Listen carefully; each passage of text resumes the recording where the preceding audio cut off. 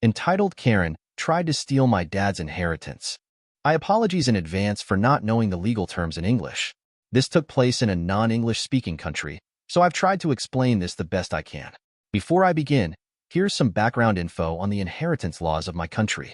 In my country, if you own land, you can't do whatever you want with it when your spouse dies. If you have direct heirs, aka children, let's say you and your spouse own a large piece of land. You have 3 children together. Your spouse dies, and you want to sell the property. Before you can do that, though, you have to give your children their share of the inheritance from their deceased parent. It has to be a fair price, aka market value. Once you have paid them out, you can do whatever you want with the property. If you haven't/aren't capable of doing so, you can't sell. Now to the story. My paternal grandma and her 2 sisters owned a cabin together. When this took place in 2006, the oldest sister had already passed away, and her share was inherited by her children, my dad's cousins. They're not important to the story. This story is about my grandma, my dad, and my grandma's younger sister, Karen. Karen was the baby of the family, the golden child. She could be very charming, had married up, and was very used to get her way. Karen loved the cabin and spent most weekends there.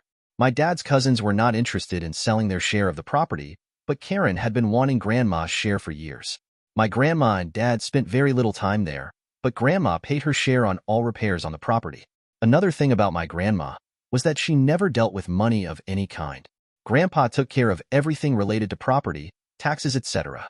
He died a few years before this took place, and my dad had to take on everything related to this, as grandma was too anxious to do it. She never paid dad his part of the inheritance from grandpa. Karen was well aware of this. In the winter of 2006, Karen paid grandma a visit. She stayed overnight, something she never did. A few days later, dad called grandma for a chat. Grandma mentioned that Karen had been there, and that they had reached an agreement about the cabin. That Karen had brought some papers for grandma to sign.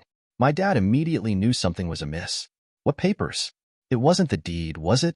Well, yes, grandma confirmed. She told dad that Karen had come to see her, that she wanted to buy her share of the cabin, that she had brought the deed already. It just needed grandma's signature.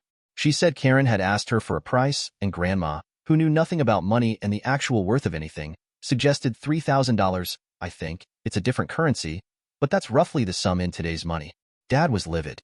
First, that's nowhere close to the actual value of the property, and second, the way Karen went about it. She basically ambushed grandma with the deed, and she stayed overnight to make sure she kept complete control of the situation so grandma could not call dad to discuss it with him. Dad was not opposed to the idea of selling grandma's share to Karen, but it would have to be at market price. Karen knew this. Dad immediately called Karen, told her this was unacceptable, and that he was going to contest the sale.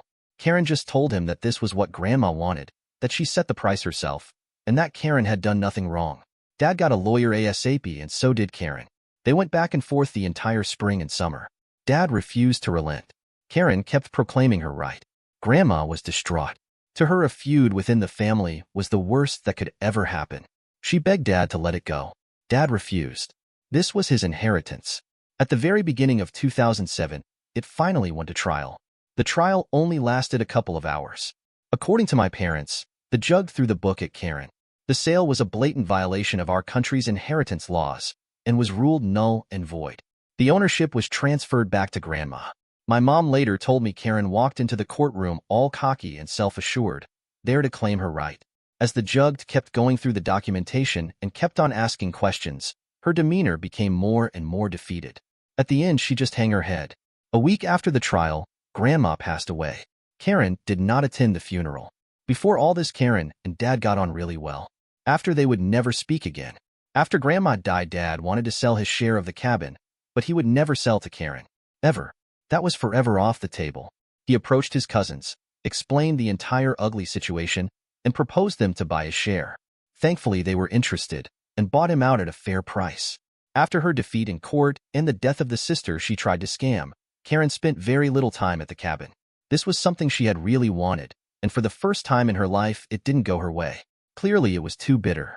There's no happy ending to this story, only a message that greed and entitlement can ruin your prospects and burn family relations to the ground.